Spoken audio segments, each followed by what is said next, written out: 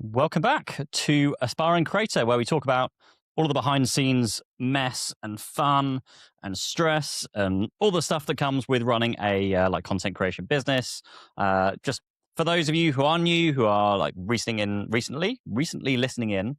So my name is Pete Matheson. I'm running a predominantly YouTube channel that is we just hit 300,000 subscribers. We're at 303,000, whatever it is now, which is just nuts considering we're 5-6 years into this thing, I think. And then much smaller on like TikTok and Instagram and all the other kind of places, the trendy places. But yeah, mainly focused on YouTube. And on this podcast, on this show, on this whatever we call it, I basically write a list of all the things that have happened since the last time I've made a episode or show, whatever we're calling it. Should probably decide at some point. And just talk about them. All the stuff that's kind of gone on behind the scenes, stuff that I haven't really talked about, but stuff that other creators, if you are a creator and you are listening, hopefully this will be stuff that is interesting to you, as all of the nuts and bolts of what running a business is actually like, or running a YouTube business is like. So starting off with a question, which I need to go and find from my YouTube comments on this last podcast we put out. From a chap called, sorry, my wife's just texted me saying I need to get some milk. Lovely. There's the behind the scenes for you. From Katawonga, his comment was, I'm just beginning to get in brand trips, so it was super helpful. Okay, the question. As someone who is just growing my YouTube channel, what split of effort would you recommend between short and long form? And how do I ensure my short form builds my long form instead of polarizing my audience? Very good question. There is no easy answer. And this is one that I go back and forth constantly on. So it's not going to be an easy answer. And it depends on what day of the month you ask me the question on. So first of all, what split of effort would you recommend between long and short form? My opinion is that long form is the more valuable content. Long form is like how you build an audience, how you build a community. I would say that long form is financially better off, but in my last show I recorded, is less true in this episode. This is why I say it changes quite constantly. But short form content has been more profitable than long form content, or it was trending that way. We were getting paid more for shorts, which are less work and obviously less length, versus getting paid less for like a 20, 30, 40 minute long dedicated video, which was just nuts. So I would say the best thing to focus on is long form, but we're definitely in the realms where short form now, I feel, has its place. I also feel like there's less disconnect between the short form and long form viewers, even though it doesn't seem like they pull across from either or. You're not converting your short form to long form viewers.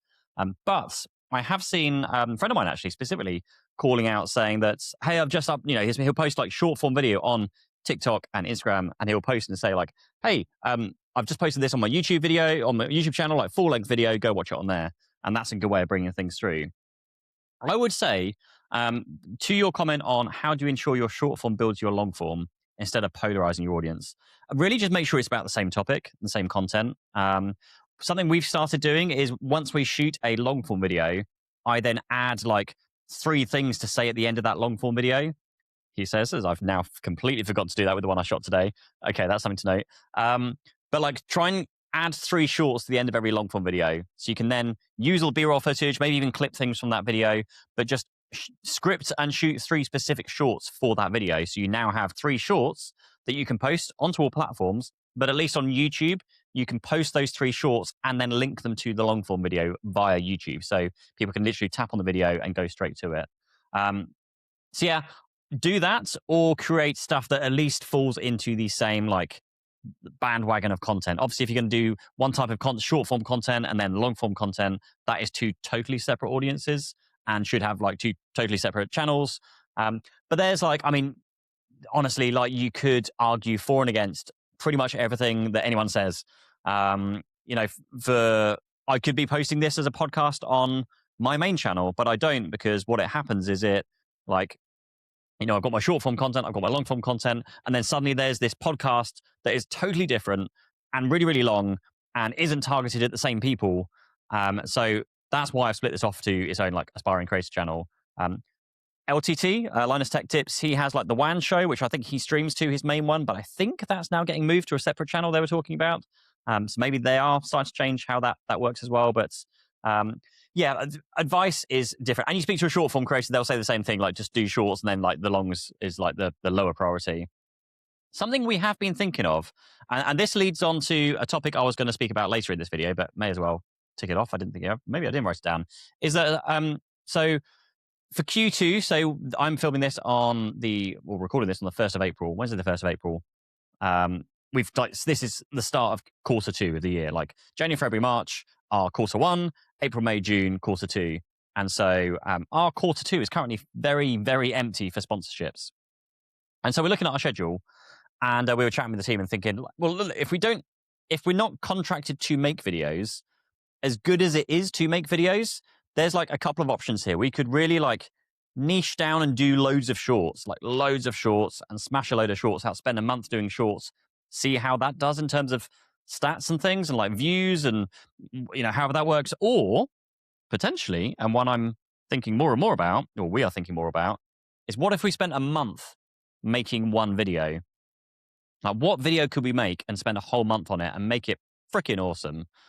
The problem I have is that I feel like we would spend a month making probably the same video we'd spend in a week. It's this whole, is it Newton's law? No, some law that basically says like time work expands to fill the allotted time. And so if we, I have this week, I need to make a video this week. You make a video in this week. And then if you know you've got a whole month, you go, maybe I'll just like check my emails today, and maybe I won't write a script, and maybe I should shoot some video clips tomorrow. You end up making the same thing in totally different amounts of time. Parkinson's law, I think it is. And I don't want to fall into that trap. So if we are going to make a video, we want to make sure that we're really making a video. Like we're going to spend, and then the question is, like, where do you spend your time? Do you spend the time on the research and the packaging and the title and thumbnail and finding a good angle and making all your time spent on that? Or do you spend the majority of the time shooting the video, creative angles, the lighting, the scripting, the sound quality, all that kind of stuff? And my like YouTube, I guess like coach in my brain is like, no, spend on the packaging, because the packaging is the thing that gets the clicks and gets the interest and the video idea. The video really doesn't matter. It's the packaging that counts. But also like the creative in me wants to, like, I just bought a haze machine, like a smoke machine, because I feel like that will add some cinematic quality to some of our videos. It's like two different things pulling at different areas, and like the creative in me wants to do the fun stuff with the cinematics and the haze machines and the lighting and like doing all that thing.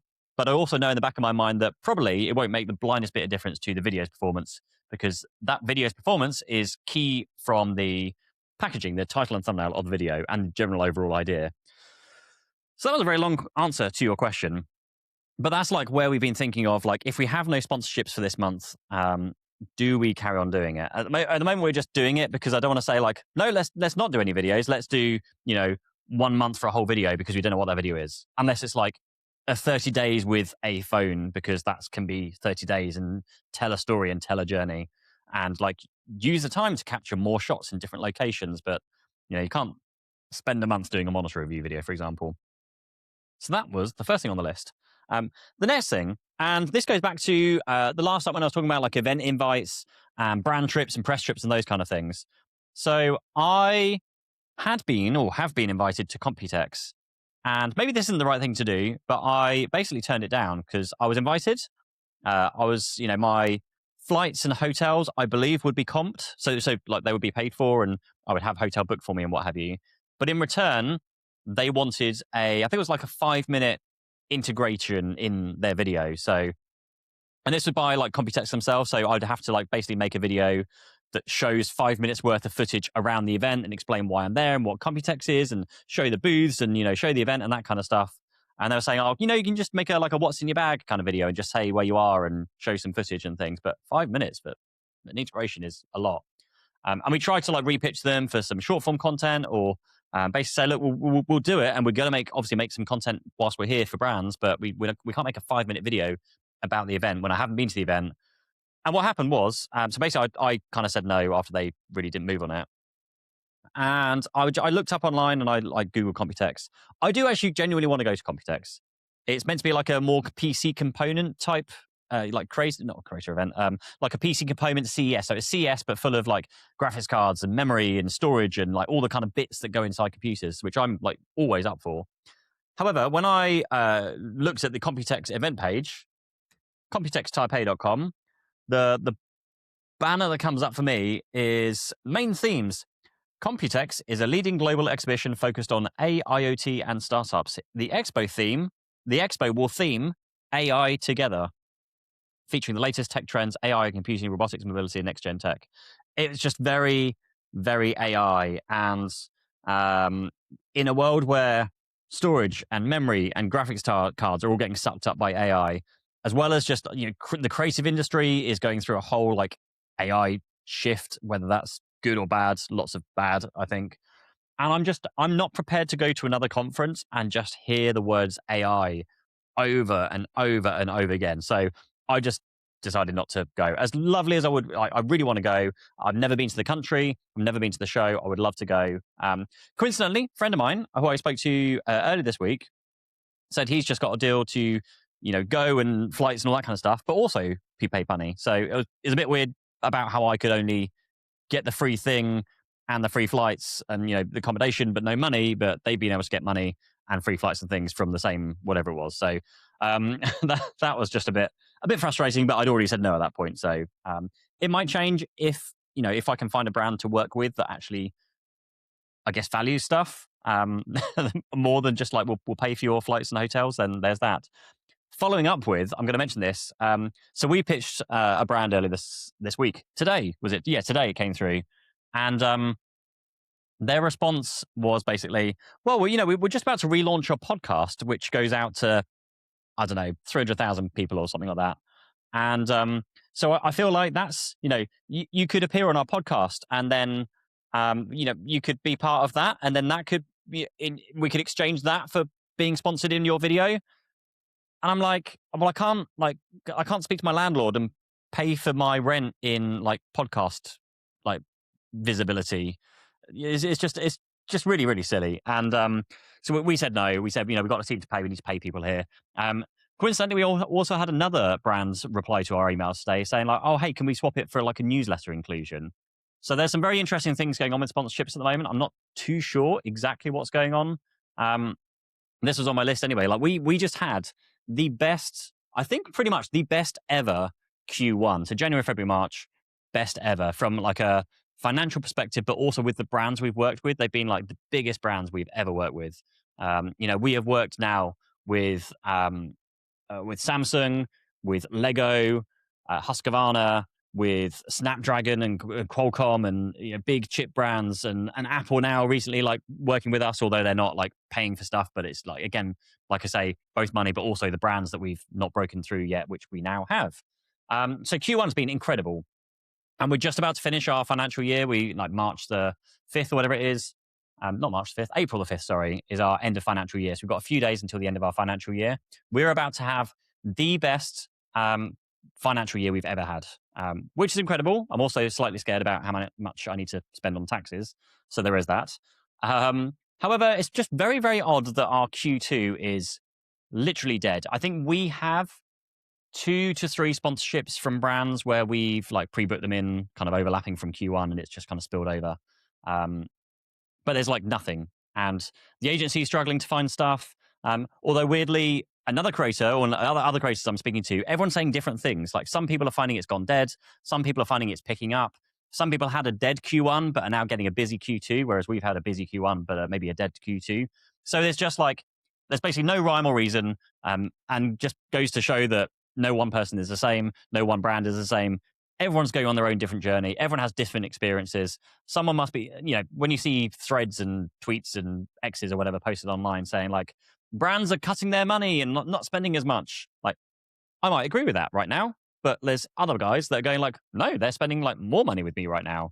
And similarly, there's always the kind of flip side of the, views are dying on YouTube. And then there's the other guys going like, no, my views are growing and like increasing. So what's going on? So yeah, anyway, rather stop me rambling. On to the next one. the next one, coincidentally, is sponsorships.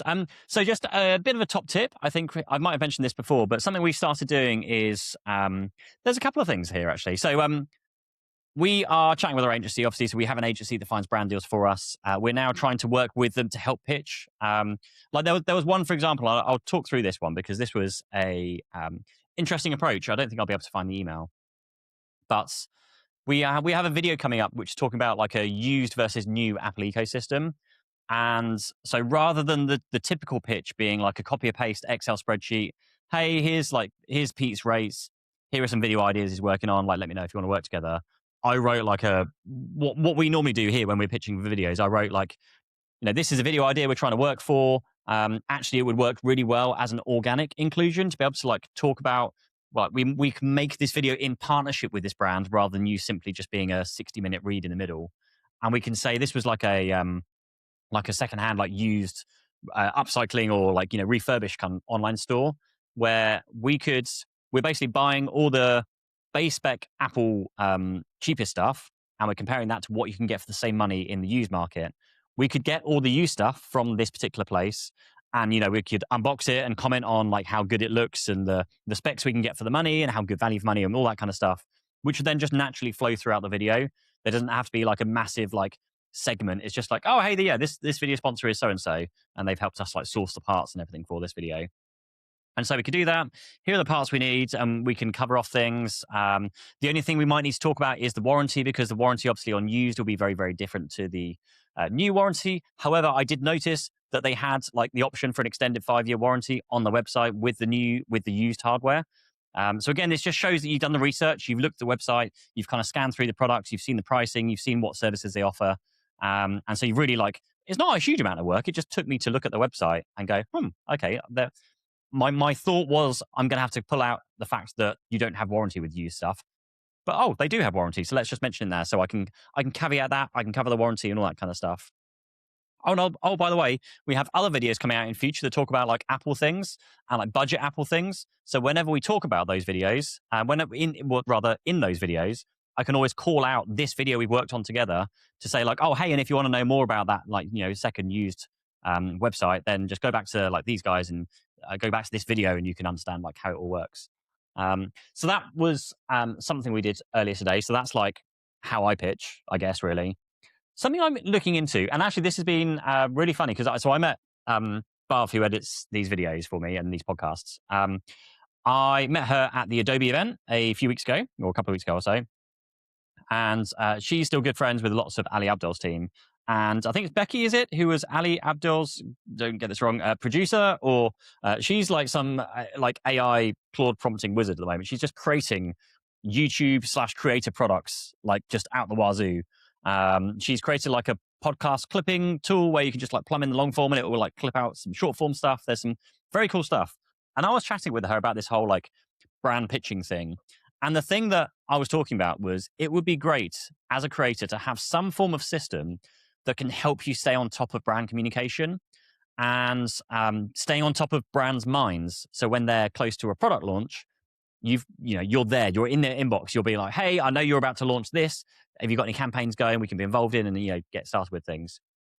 And so she's already created like a web front end where you can like load in brands and load in email addresses and set the cadence of how long you want to, how often you want to message them.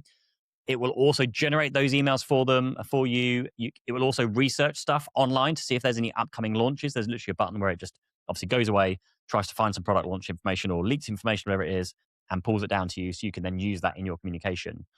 It's like literally like alpha, not even beta or beta. It's like literally alpha version 1. So it works, but there's lots of things and I provided loads of feedback. But what I've been looking at is using Claude to do this. And I started building it out. It's one of those things that I don't have time for, but need to find time for, which is having Claude have access to our inbox, have access to our Monday system, have access to our account system, and be able to know, again, maybe there's a calendar with, basically, I want a system where it lists all the brands we've ever worked with and would like to work with. It knows all the contacts. If it doesn't have the contacts, it does its best effort to go and find the contacts. It knows roughly when their products are going to launch, so it knows roughly when to pitch. Otherwise, it maybe pitches every quarter or maybe every other month, just so we're not like nagging them too much. But it also then can intelligently go look through our email system and go find past emails, so it knows context, if we've worked them before, how much we charge them, what kind of language we've used, whether they said, oh, we'll catch up with you in the next quarter, so it knows to wait until the next quarter, like all that kind of stuff. It can pull that from our email system. It can then go into Monday. It can see what videos we got scheduled coming up. It can see the values of those videos where we've worked with those brands before. It can go into the account system and pull the data from there as well. So it's got all the information.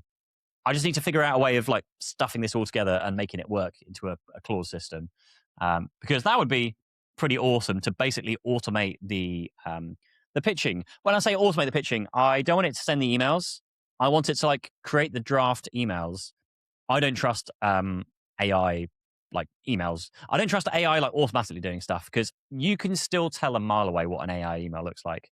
I see a load of emails come through and go out like that just look like AI. So we are, I want it to create the emails, create the drafts, like do all the research and put together a very well constructed, well researched pitch to a brand, and then I can choose to send it at the right time. And then I maybe need like a web dashboard where I can stay on top of it and see the status of all the brands, see like reaching out to the brand in 2 weeks' time, in a month's time. Maybe it needs to reach out in a month's time, but there's some new news just dropped about maybe a new product launch that's coming up. So maybe it knows to at least prompt me to say, maybe reach out to these guys a bit sooner because there's some leaks about some other products coming out. Just stuff like that. I thought that would be an awesome system to put together. Talked about the month and long form. Okay, interesting one. So a while ago, we talked about moving from away from the Howl platform because Howl were not paying us.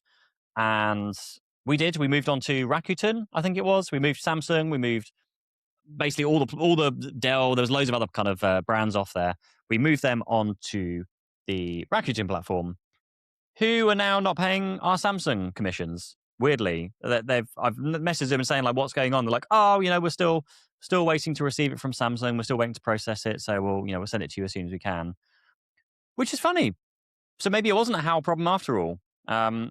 However, like all the Howl stuff that was going on, it wasn't just Samsung. It was just payments, like full stop, like no payments whatsoever, regardless of it being Best Buy or Crutchfield or like wherever it came from. So it was just like Howl outright. But I just find it very interesting that it's Samsung that's now not paying via Rakuten. So don't know. We'll find out what happens with that. Maybe I'll move back to Howl again. I don't know, but like Howl had lots of like incentives, and like I said before, Rakuten, we've been able to get better rates with Rakuten. But something we have done through Howl before is do like dedicated sponsorships through Howl. So maybe we don't really know. Next and potentially last on my list is Apple. I'm going to talk about it because we have not worked with Apple before. And it's a funny one. And this is like a fascinating one. I wish someone was talking about this stuff so that I could, as a smaller creator, get access to Apple. Now, we don't have a huge amount of access to Apple. This is the first time we've had products sent to us by Apple. I sat on a briefing around this time last year, maybe for the iPhone 16e, was it? And then they said they sent devices and no devices turned up. And I kept chasing and nothing turned up. This time I have been on briefings for all of their products. So the MacBook Neo, the iPhone, I've actually bought the AirPods Max 2s, but I believe they are shipping out some AirPods Max 2s for us to review as well. We've got, the MacBooks, the iPad Air. We didn't get any of the MacBook Airs or MacBook Pros, which would have been very useful for the Mac Studio XDR display that we also did review, because we only have M4 MacBook Pros, M4 Pro MacBook Pros, M3 Max MacBook Pros, and my M4 Air. So we didn't have any M5 machines to test. So that would have been useful. However, super grateful. Again, we've had briefings. They've sent out loan products, and the products are on loan for a month. They've already asked for them back, which is a little bit complicated because we still need at least one or two of the products for a video which we're making in the budget video that we've got coming up soon. So we're going to shoot that one next week, the week after maybe. I did hear that apparently if you just ignore the courier, then they don't send anyone to pick it back up again. But I feel like that's a very, very dangerous thing with Apple. I feel like if you do that, then they're just going to not ever work with you again, especially when this is our first time working with them. So we are going to send this stuff back and, be good. And like, we want to work with them. Of course, we'd love invites to WWDC, whether it's like the Battersea Power Station version or the US version would be the dream. But, that kind of thing, it's of all the events, that's the one tick I haven't ticked yet. I've done CES, I've done Samsung Unpacked. I do IFA and all those other kind of trade show things. And Google I/O would be one as well. Like Google I/O would be amazing to do, which whether that's UK or US launches, that would be incredible. So those will be the two, Google I/O and WWDC would be like the two big launches that I would still love to attend. Would be incredible. So yeah, in terms of doing that, we get a briefing, we get like reviewers guides. Funnily enough, and thankfully enough, we don't get told what to do. And this is the good thing, at least with Apple. Like with a lot of other brands, they will send you the thing, and almost treat it like you're making a dedicated video for them and say, here's all the stuff you must do. All you get again, first time experience, but all we've had so far is, here are some things you can try out on it. If you want to really push certain components of the thing, then maybe use these certain tools or software or AI things to ramp up the CPU or memory or test the GPU or whatever it might be. Just some actual helpful recommendations on how to test stuff. So that's been really interesting. But also frustratingly, we published our Studio Display XDR video. And in that, we noticed that the Studio Display XDR, we cannot get it to go above 600 nits. It doesn't matter whether it's full screen, whether it's a tiny little window, we cannot get above 600 nits. Doesn't matter if there's a bright spotlight shone on it, like if we were outside in bright sunlight, we just cannot get above 600 nits in SDR. HDR is fine. We got over 1800 nits, which from my perspective is close enough to their 2000 advertised nits. But they advertise this as SDR, consistent SDR display of up to 1000 nits. And we can only get 600. And specifically in the operating system, in the Mac preferences pane, it says it's limited at 600. And if you type in a number bigger than 600, it tells you that the maximum number it can be is 600. So it looks like it's software limited to 600. And we've raised this in the video. We mentioned it. We also sent a message back to Apple and asked them for a comment. And is there a way? What testing scenario do we need to do to see above 600? And they haven't responded to that. So we published our review as it is. Hopefully that doesn't mean that Apple are going to not work with us again, because, we've done our best with that monitor. We've reviewed it as well as we can do. So real interesting mishmash of comments on that video.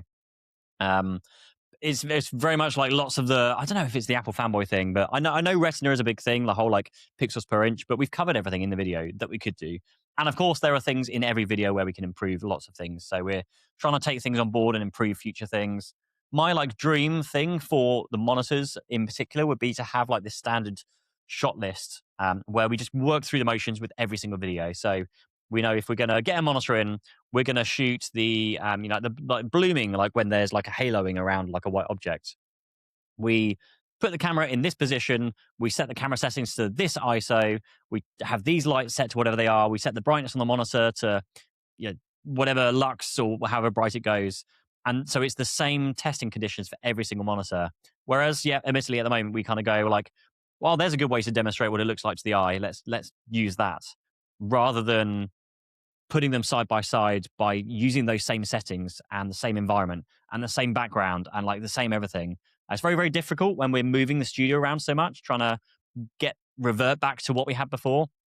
We just did a video for LG on their sound suite thing, and that is we had to reshift the whole studio to make it into a living room with space for all the speakers and the sound system, and so then we have to shift it all back again. So there is that. But yeah, we are super delighted to work for Apple. The best thing, all I can say about working for Apple is go through their main PR press email system. Go onto the website, find the press at apple.com or whatever it might be, and give them a try, because we tried multiple times, and finally someone did reply to us. So that is how we got through. We didn't have no one gave us a name, no one gave anyone a nudge. It was just sheer persistence. And I find this a lot of time with brands we work with. It's just sheer persistence of trying different avenues, trying the generic email addresses, and then just hope that someone at some point will, you'll catch them on a good day and they'll reach out and respond to you. And hopefully it will lead to more. We don't know. Hopefully that might lead to earlier products, or I feel like we're very much on like the bottom rung of like the media side of things. We're just like, hey, hey, you have access. Here's the briefing after the event has happened, and now here's the product. But it'd be nice to have like the briefing at the time the product happens, or maybe before the product, and see where that goes from there. So that is everything for this week's show. I'm going to leave it right there. Again, if you have any questions whatsoever on content creation and stuff like that, let me know in the comments down below, and I'll see you in the next video. Thank you. Bye-bye.